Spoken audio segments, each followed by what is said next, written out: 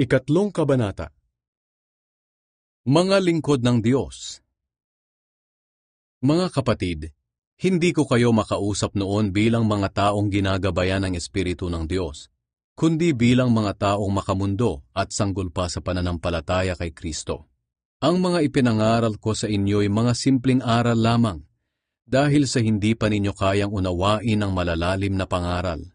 At kahit ngayon, hindi pa ninyo ito kayang unawain. Dahil makamundo pa rin kayo, nag-iinggitan kayo at nag-aaway-away. Hindi ba't patunay ito na makamundo pa rin kayo at namumuhay ayon sa laman?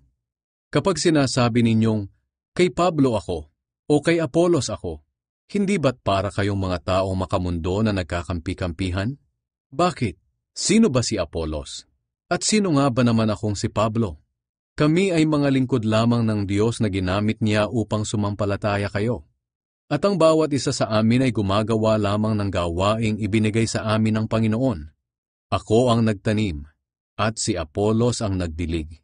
Ngunit ang Diyos ang siyang nagpatubo. Hindi ang nagtanim at ang nagdilig ang mahalaga, kundi ang Diyos na siyang nagpapatubo nito. Ang nagtatanim at ang nagdidilig ay parehong mga lingkod lamang. Ang bawat isa sa kanila ay tatanggap ng gantimpala ayon sa kanilang ginawa.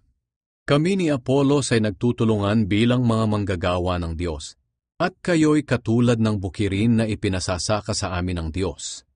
Maihahalin tulad din kayo sa isang gusali na kanyang itinatayo, at ako naman bilang dalubhasang tagapagtayo ang siyang naglagay ng pundasyon, ayon sa kakayahang ibinigay sa akin ng Diyos. Pagkatapos iba namang manggagawa ang nagpapatuloy sa pagtatayo ng gusali. Ngunit kailangang maging maingat ang bawat nagtatayo, dahil wala ng pundasyong maaari pang ilagay, maliban sa nailagay na, at ito'y walang iba kundi si Hesukristo. May magtatayo sa pundasyong ito na gagamit ng mabuting klase ng mga materyales gaya ng ginto, pilak at mamahaling bato. Mayroon namang gagamit lamang ng kahoy, tuyong damo at dayami. Ngunit sa araw ng paghuhukom, makikita ang kalidad ng itinayo ng bawat isa dahil susubukin ito sa apoy. Kung ang itinayo ay hindi masusunog, tatanggap ng gantimpala ang nagtayo. Ngunit kung ito na may masunog, wala siyang tatanggaping gantimpala. Ganoon pa man, maliligtas siya. Ngunit tulad lamang ng isang taong nakaligtas sa sunog na walang nailigtas na kagamitan. Hindi niyo ba alam na kayo'y templo ng Diyos at ang Espiritu ng Diyos ay naninirahan sa inyo? Ang sinumang wawasak sa templo ng Diyos ay parurusahan niya, dahil banal ang templo ng Diyos, at ang templong iyon ay walang iba kundi kayo. Huwag ninyong dayain ang inyong sarili.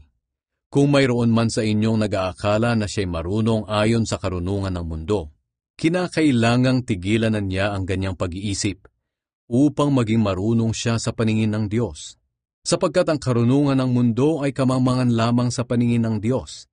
Ayon nga sa kasulatan, hinuhuli ng Diyos ang marurunong sa kanilang katusuhan, at alam ng Diyos na ang mga pangangatuwiran ng marurunong ay walang kabuluhan.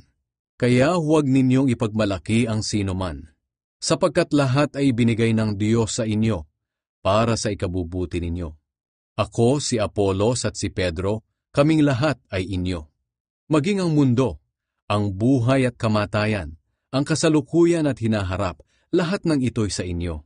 At kayo naman ay kay Kristo, at si Kristo naman ay sa Diyos.